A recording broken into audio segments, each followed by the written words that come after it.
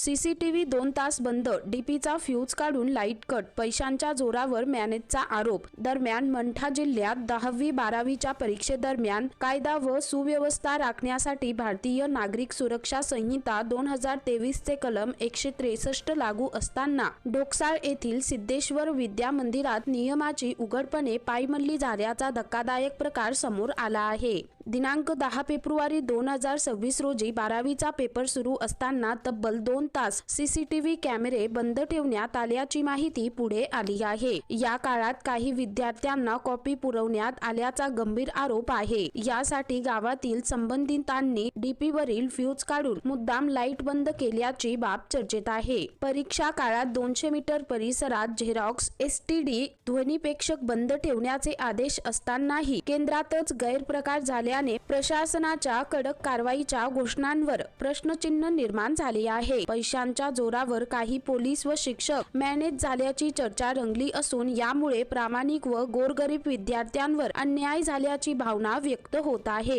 या प्रकाराची तातडीने उच्चस्तरीय चौकशी करून संबंधित विद्यालय, जबाबदार शिक्षक व गैरप्रकारात सहभागी सर्वांवर कठोर कारवाई करावी अशी मागणी पालक व विद्यार्थ्यांकडून होत आहे। अन्यथा कलम 163 फक्त कागदावर आणि परीक्षा केंद्रात कॉपीचा बाजार असेच चित्र राहील अशी संतप्त प्रतिक्रिया उमटत आहे।